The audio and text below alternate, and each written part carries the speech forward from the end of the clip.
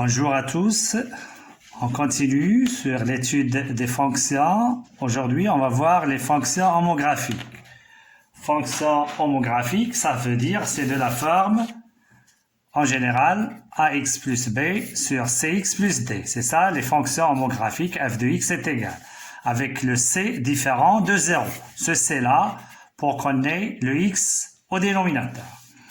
Pour ça, comme les premiers types de fonctions polynômes de deuxième degré, on a pris fonction usuelle ax carré. Donc, de même ici, on va prendre des fonctions usuelles. Donc, étude des fonctions de la forme x a pour image, donc a sur x, avec a différent de 0.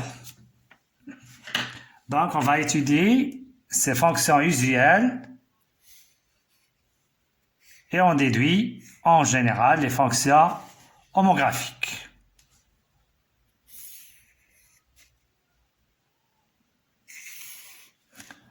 Voilà. À la ligne, on va écrire ça. Donc, les données, c'est soit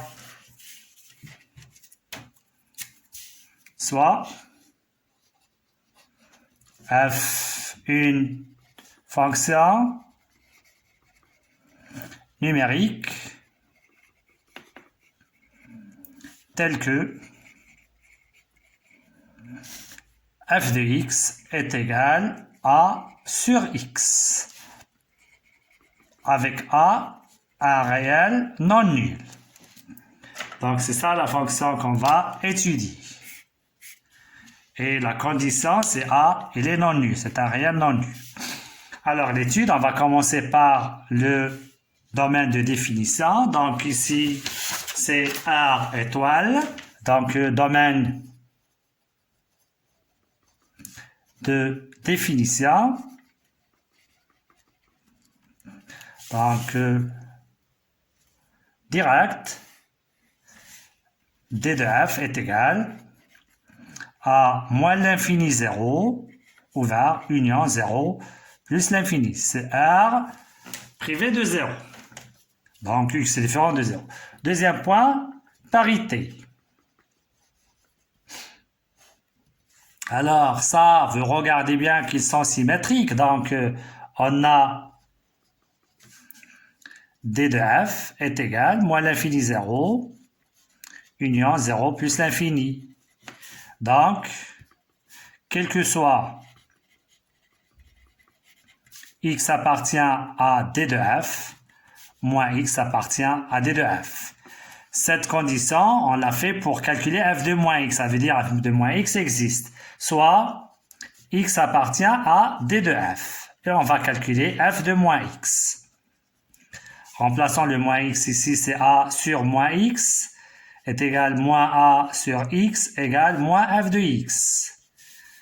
Donc, f comme il est impair. Voilà. Le but d'étudier la parité, on a dit, premièrement, c'est réduire le domaine de définition. Donc, par suite, il suffit d'étudier et construire la courbe, d'étudier f sur d de f inter r plus. d de f, on l'a déjà fait ici, c'est r étoile, inter r plus, et ça c'est quoi? C'est 0 plus l'infini. Voilà le domaine d'étude. On l'appelle domaine d'étude. On peut écrire ici D de E. C'est la même chose. Donc, on va étudier cette fonction sur le 0 plus l'infini. Regardez bien ici, inter, la partie positive, la voilà. Donc, et on déduit la monotonie. On a déjà dit la monotonie et la courbe. Deuxième, bien troisième partie, c'est la monotonie.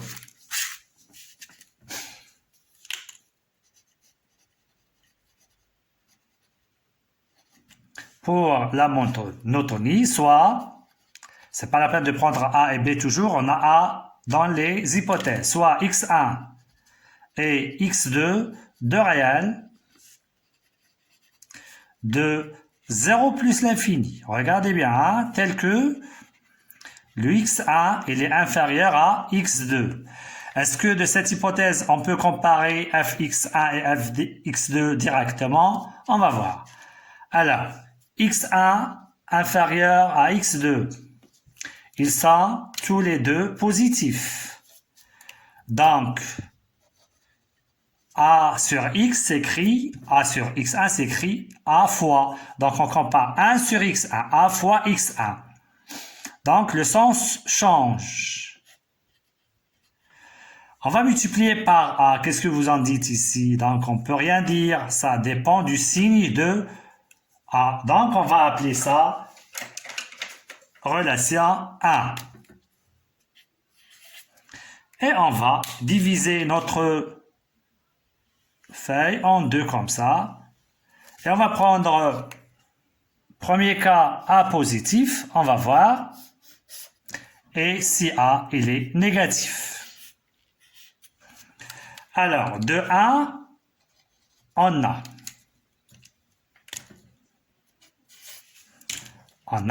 va multiplier maintenant par le A qui est positif, ça ne change rien, ça reste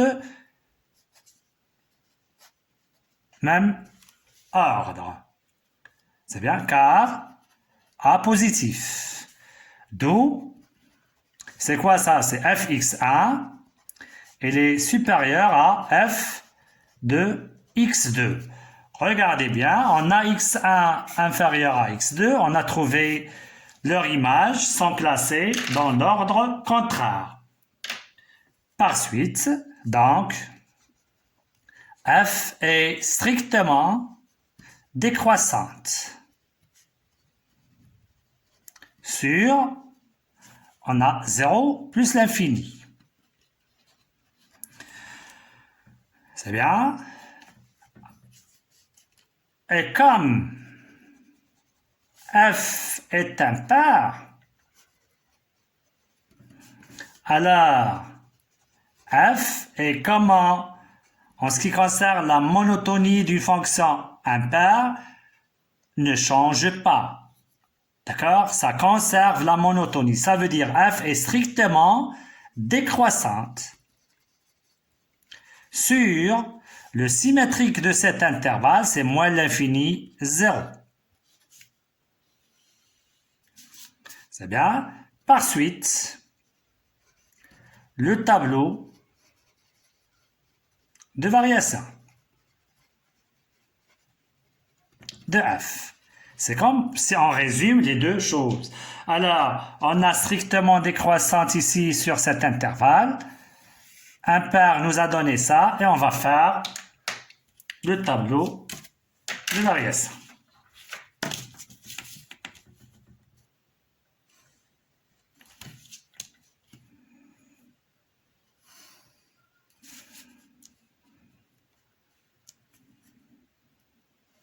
Elle n'est pas définie en 0. Et je passe. Voilà. Ici x et ici f de x. Moins l'infini plus l'infini. Ici, elle n'est pas définie en 0. Comment elle est la fonction? Elle est décroissante. Ça veut dire la flèche, c'est comme ça. Et la flèche ici, c'est comme ça.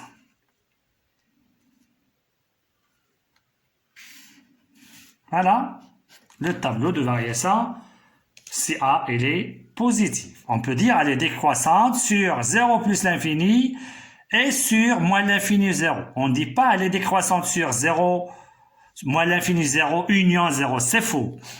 Voilà le premier cas. On passe au deuxième cas. C'est la même chose. Alors, de 1, on tire. Voilà. A sur x1, on est ici, on a multiplié par A. Comment il est le A? Car le A, il est négatif. Vous pouvez souligner ça. Comme il est négatif, on change ce sens-là, ça revient inférieur. C'est-à-dire, Ça, c'est f de x1 inférieur à f de x2. Alors, on a en haut x1 inférieur à x2. Ici, f de x1 inférieur. D'où f strictement croissante sur 0 plus l'infini. Et on a f impair, donc f strictement croissante encore sur le symétrique de 0 plus l'infini, c'est moins l'infini, 0. Et voilà ce qu'on cherche. Par suite, le tableau de variation de f, de points, et on fait le tableau.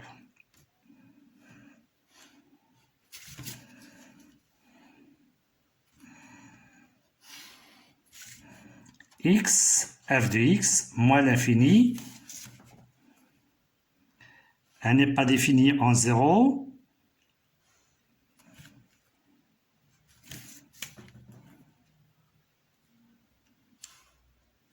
Plus l'infini, la fonction, elle est croissante. Des deux côtés, ici, c'est 0. On ne peut pas calculer l'image de 0, elle n'est pas définie. Donc, ici, elle est croissante. De même, ici, elle est croissante. Et voilà. Donc, ça, c'est le cours. Essayez de bien comprendre ça. Est-ce qu'il y a des extrémembres? On ne peut rien dire. Ici, on n'a pas les extrémembres. Regardez bien, il n'est pas défini ici. Donc, on ne parle pas des extrémembres. Donc, il nous reste maintenant, on a le domaine, parité, monotonie. Les extrémembres n'existent pas. On va passer à la courbe représentative. C'est pourquoi on va donner à A des exemples. Donc, exemple.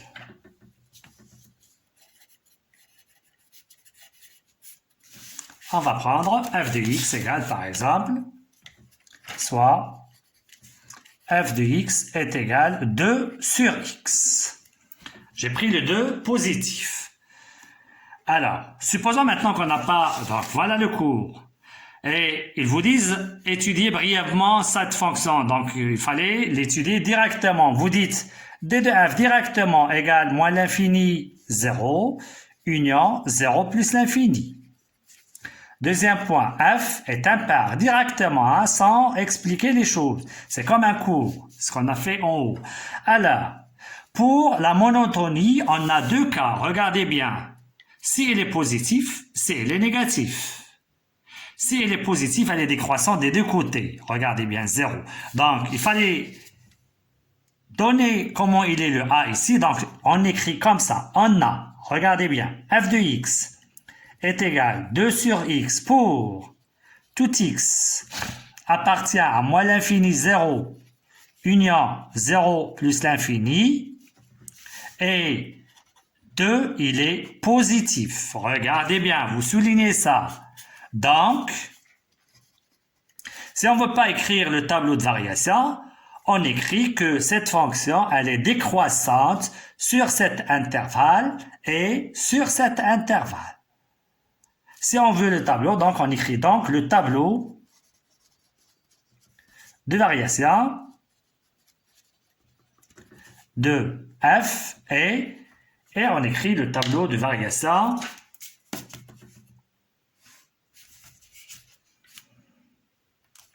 donc c'est ça l'étude brièvement de f. Donc elle n'est pas définie en 0 et on passe ici plus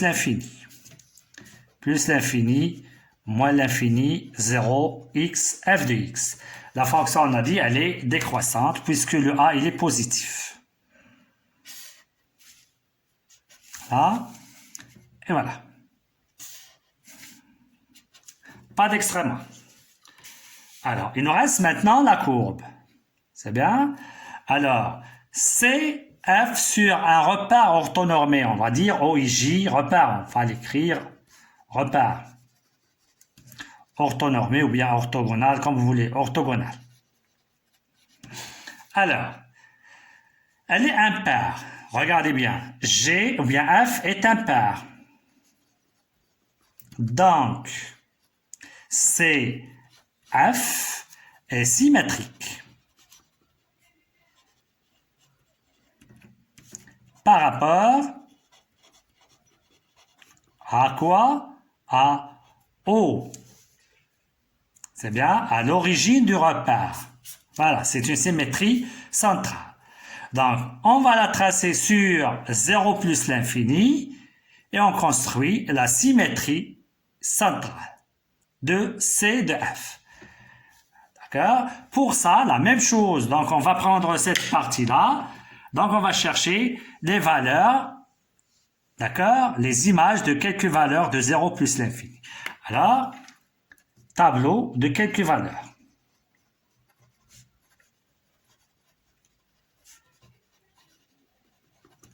Et on fait comme ça. X, f de x. Alors, regardez très bien ici. Maintenant, le 0 n'a pas d'image. Donc, je fais comme ça. Je vais vous expliquer ici les choses. C'est très intéressant, s'il vous plaît. Alors, pour la parabole, on a dit on prend 4 à 5 valeurs. Ça suffit. Alors, pour ici, on va voir maintenant. Donc, après le 0, vous connaissez, c'est le 1. D'accord? Le 1, on va le prendre par exemple ici. 1. Donc, quelle est l'image de 1? 2 sur 1, c'est 2. Avant le 1, c'est quoi? Il y a 1 demi. La valeur plus petite que 1, c'est 1 demi. 2 fois 1 demi. 2 fois 2, c'est 4. Après 1 demi, on peut prendre 1 tiers. 1 tiers est inférieur à 1 demi. Alors, 2 sur 1 tiers, c'est 2 fois 3, c'est 6. Je peux prendre 1 quart. 2 sur 1 quart, c'est 8. Et on va passer maintenant. Après le 1, c'est 2. 2 sur 2, c'est 1. Après le 2, je peux prendre le 3. 2 sur 3. C'est presque 0,6. Après le 3, c'est 4. 4, 2 sur 4, c'est 1 demi. Voilà. Et je peux prendre le 5, c'est 2 sur 5. 2 sur 5, c'est 0,4. Ça suffit pour ces valeurs. Donc, regardez bien combien j'ai pris de valeurs. 1, 2, 3, 4, 5, 6, 7 et 8. On va prendre, ou bien on va dire pourquoi. Et on va prendre maintenant le repère.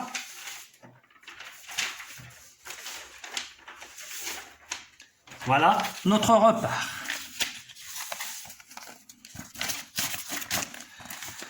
Alors, j'ai pris ici 4 petits carreaux et ici 3. C'est bien? Bien 2. 1, 2.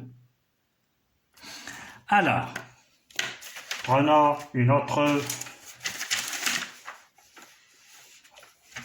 un autre stylo. Alors, prenons le 1 quart. Ici, le 1 quart. Voilà, j'ai pris 4 carreaux pour parler de 1 quart. 1 quart, c'est combien? 8. Donc, j'ai pris 2 carreaux. 1, 2, 3, 4, 5, 6, 7 et 8. C'est ici. Après, 1 tiers. Regardez bien, 1 tiers, c'est presque ici. Là, c'est presque ici. 1 tiers, c'est combien? C'est 6. Alors, 1, 2, 3, 4, 5, ici. C'est presque ici.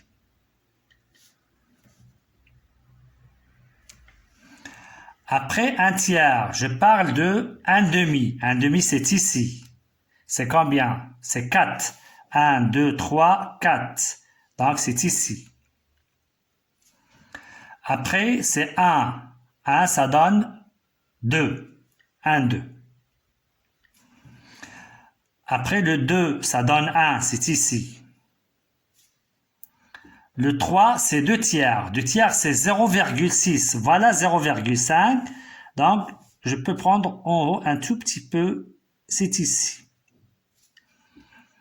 1, 2, 3. Après le 4, c'est 1 demi, c'est ici. Le 2 carreaux, c'est 1 demi. 5, c'est 0,4, ça veut dire un tout petit peu en bas. Alors, j'ai pris 8. Valeur, on va dire pourquoi. Alors, regardez bien, ici, pas de problème. Alors, regardez bien. C'est comme si vous avez ici un arc. Essayez de le bien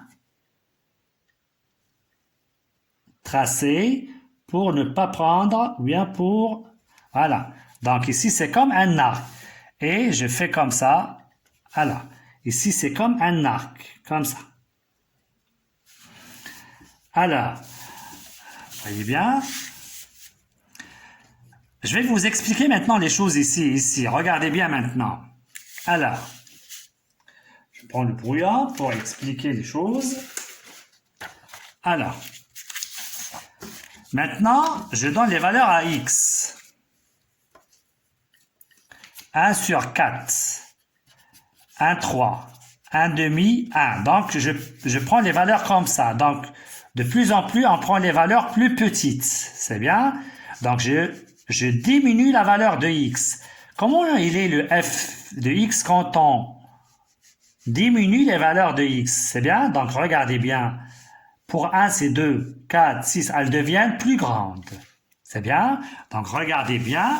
Donc, les valeurs, voilà, où on lit les fx, c'est voilà, ici. Ça, c'est l'axe des fx. Et ça de x. Alors, plus qu'on diminue les valeurs de x, je vais vers 0. Je ne donne pas le 0, elle n'est pas définie en 0. On est sur cette partie-là. On ne passe pas à cette partie-là. Alors, plus qu'on va vers le 0, les valeurs deviennent plus petites. 0,1, 0,01, 0,01. Les valeurs deviennent plus grandes. Alors, regardez bien. Hop, hop, elle ne coupe jamais, hein? Elle n'est pas définie. Si on le coupe, ça veut dire que 0 a une image. Mais non, n'a pas d'image le 0.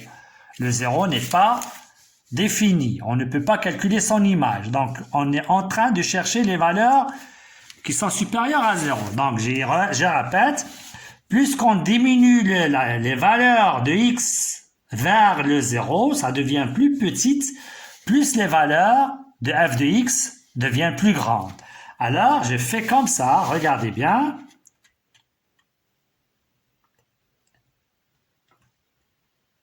Voilà. Et je laisse incliner, c'est pas comme ça. Je laisse ce trait incliné, c'est pas, par exemple, voilà l'axe, c'est pas comme ça. D'accord? Dans ce cas, elle n'est pas une fonction. Donc, vous les laissez incliner comme ça. C'est tout. Alors, parlons maintenant de ce qu'on a ici. C'est la même chose maintenant. Regardez bien ici. Je prends les valeurs plus grandes maintenant. D'accord? 5, regardez bien. 4, c'est 1 demi. 5, 0,4. On a 2 sur x. Alors, je prends par exemple 10. X, c'est 10. 2 sur 10. Ça donne 0,2. C'est bien? 100. Ça donne 2 sur 100. Ça donne 0,02. Regardez la valeur. Elle devient plus petite. Si je donne à x 1000, d'accord? C'est 0,02. Elle est encore plus petite. D'accord? Donc, plus que je donne à x des valeurs plus grandes, c'est bien? Elle est toujours positive. Ça, c'est positif. D'accord? Donc, les valeurs, ça sera plus petite. 0,002, 0,0002, etc. On va vers le 0, comme tout à l'heure ici. Donc, je fais encore comme ça, et je laisse ce trait incliné comme ça. Voilà. Ça ne touche pas cet axe-là. Jamais. Donc, et vous laissez comme ça. Donc, je pense que j'ai bien expliqué les choses. J'ai un petit peu ici, s'il vous plaît, comme ça. Vous les laissez, comme la parabole, j'ai dit, un tout, elle va vers le haut, toute petite. Puisque si on vous donne un cinquième, ça sera 10. 10, c'est ici, etc. Voilà. Passons maintenant à cette partie-là. cette partie-là, on peut la déduire de deux manières. Soit on calcule les images, mais c'est pas ça le but. On a dit que C de F est symétrique par rapport à O. Voilà le O. Donc, on va prendre quelques points de cette courbe qu'on a déjà construit et on trace leur symétrique par rapport à O. Comment on fait? Je prends par exemple ce point-là. Regardez bien. Attention, à ne pas... Donc, vous les laissez, ils passent par le haut, exact, comme ça. Et je prends le compas et je trace le milieu.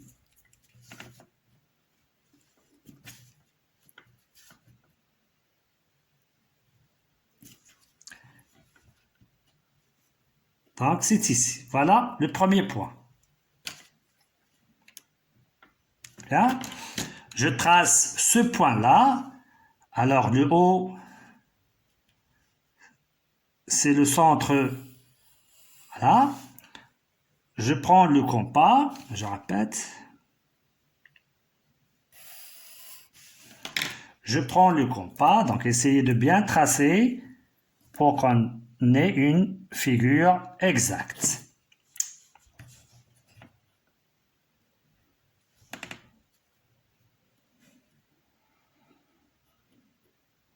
Voilà le deuxième point. Prenez un troisième point, celui-là. J'ai dit, si vous voulez prendre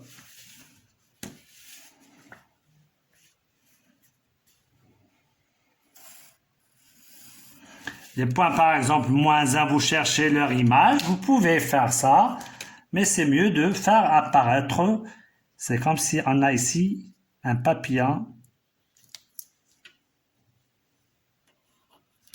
Voilà, troisième point. On continue un autre point, le voilà.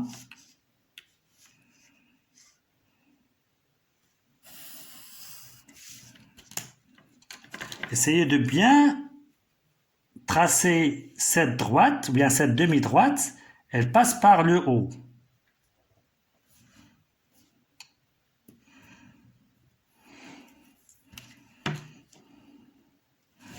Et le dernier point, même on a fait ici 8, donc vous tracez le dernier point, celui-là. Donc puisque on connaît l'allure, après on va prendre ici 6 valeurs, ça suffit. Maintenant, je suis en train d'expliquer les choses, c'est pourquoi j'ai pris 8 valeurs. Après, il vous suffit 6 valeurs. Voilà. Et on prend ce point-là, ça y est. Donc, on connaît maintenant l'allure. Donc ici, c'est comme un arc. Regardez bien, c'est très important cette partie-là. C'est cette partie-là qui gère. Voilà, hop, incliné ici. Vous voyez bien?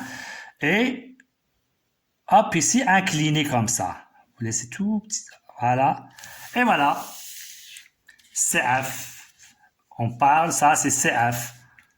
Voilà. Essayez de la tracer comme la parabole, d'accord?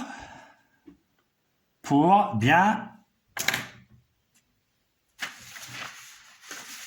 arriver au résultat qu'on veut. Alors, maintenant, c'est quoi ça? Comment elle s'appelle? D'accord? Donc, CF, elle a un nom. CF s'appelle une hyperbole. Hyperbole. Alors, les caractéristiques de l'hyperbole, c'est ce point O qui s'appelle le centre de centre. O qui sont, voilà, les coordonnées de O, c'est 0, 0. Et un mot nouveau pour vous est d'asymptote. Regardez bien, asymptote. Deux asymptotes. L'asymptote, c'est quoi? Ce sont des droites. Et d'asymptote, les droites d'équation. D'accord? Donc maintenant, on écrit et d'asymptote, les droites d'équation. On a deux asymptotes d'équation. La première, x égale, et la deuxième, y égale. Alors, l'asymptote, c'est, voilà, ces deux axes. Ça, quelle est l'équation de cette droite? C'est x égale 0. Et cette droite, c'est y égale, ou bien c'est le contraire. Ici, x égale 0, ici, y égale 0. Alors, si x égale 0, y égale 0. Voilà le x, c'est l'abscisse de O. Et y, c'est l'ordonnée de O. Donc, voilà le centre et voilà l'asymptote. Après, on peut écrire et d'asymptote direct x égale 0, y, sans écrire les droites d'équation. C'est bien, on peut écrire directement x égale y égale. Voilà les choses, comment ça se passe. Alors, je peux vous donner asymptote, c'est quoi? Donc, dans le dictionnaire, qu'est-ce que ça veut dire l'asymptote? On a une courbe, on a une droite. Voilà. L'asymptote, c'est la droite. Regardez bien. Alors, quand est-ce que cette droite est asymptote? Ben, elle ne se coupe pas ici. D'accord? Quand on prend les valeurs plus grandes de ce côté-là, elle ne se coupe pas. Alors, prenons un point ici. Je prends une autre couleur. Un point ici. Et je trace la distance de ce point à la droite. En fait, le projeté orthogonal. C'est bien? Voilà là, cette distance. Je prends ici, voilà la distance. Je prends ici, voilà la distance. Alors, cette distance est plus grande que celle-ci. Celle-ci est plus grande que celle-ci. Regardez bien, plus qu'on va, on s'éloigne. Donc, comment elle est la distance? Elle est plus petite. D'accord? Ça devient négligeable, si vous voulez. C'est bien? Donc, c'est ça l'asymptote. La courbe ne coupe pas l'asymptote. On n'a pas comme ça. Attention. Donc, c'est pourquoi j'ai dit, on fait un trait comme ça. Et puisqu'on a dit l'asymptote, vous connaissez que maintenant, elle s'approche de 0. Alors, on a parlé de l'intervalle 0, 1. D'accord? Et on a dit pourquoi on a fait ça. Donc, on a une infinité de nombres qui sont plus grands que 0. Mais on n'a pas le 0. C'est bien. Donc, de deux côtés, donc on a cet axe des asymptotes et de ce côté-là, on a asymptote. Voilà l'explication de ce qu'on a fait pour cette fonction usuelle. J'ai déjà dit à faire ça à la maison, mais ce qui est nouveau, c'est cette construction. Alors, je répète, ici, ces 3 points sont très importants pour tracer l'arc. C'est comme si on a portion du cercle. C'est bien? Et par la suite, donc j'ai dit 3, vous pouvez prendre ici que 2 valeurs et ici 2 valeurs. C'est bien? Donc, vous faites une courbe qui s'approche de cet axe-là et de même ici. Donc, incliné, c'est comme si il va de ce côté-là, il s'approche de cette droite. Voilà. Maintenant, vous allez traiter, j'ai dit, ax plus b sur cx plus d. Vous allez écrire sa forme spéciale. Alpha plus, ici x plus bêta, et ici c'est un nombre, 1 par exemple. Ça y est. Et vous allez dire 2a sur x, comment arriver à cette, ici, d'accord, ici en général, donc a sur x, ici c'est le a. Comment on fait pour aboutir à, c'est pas le a qu'on a ici, donc je fais le 1. Alors, on va voir la séance prochaine, comment on fait pour ça. Donc, ça veut dire on va utiliser la translation. Voilà, c'est comme la parabole. Alors, je vous donne un exercice à faire à la maison. Donc, j'ai donné ici le A, il est positif. Alors, hop, une remarque très importante. Alors, pour le tableau de variation, donc écoutez bien. Alors, on a, voilà, le repère. A sur X. A positif. Le tableau de variation, on a dit A positif, elle est décroissante. Moins l'infini plus l'infini. Regardez bien comment on fait. Donc, supposons, si vous apprenez les choses comme ça, vous pouvez les apprendre, mais le A, il est positif. Je prends ça, le positif, c'est de ce côté-là. Et le négatif, de ce côté-là. C'est bien? Alors, je mets ma main ici. C'est bien? Alors, je passe de gauche à droite. Regardez bien, de gauche à droite. C'est comme ça.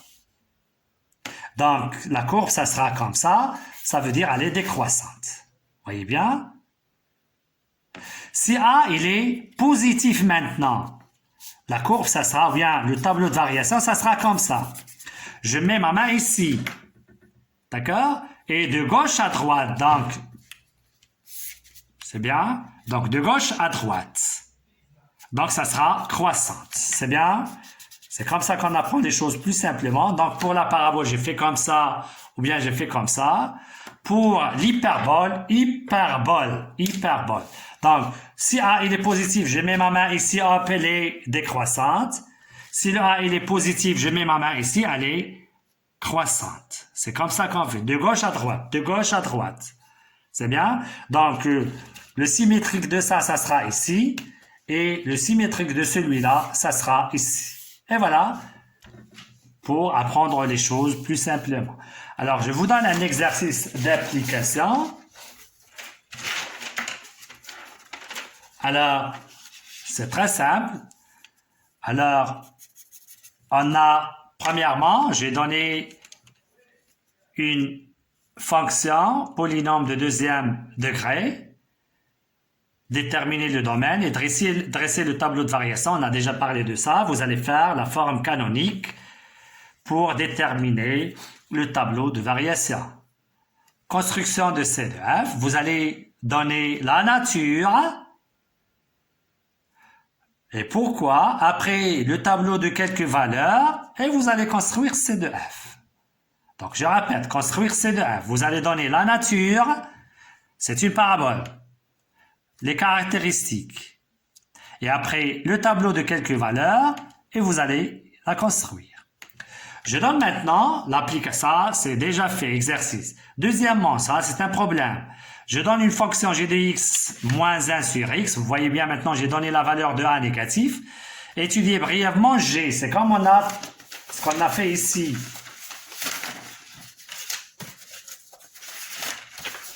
Qu'on a fait pour 2 sur x, maintenant j'ai donné moins 1 sur x. Brièvement, vous donnez ça, et après, tracez CG.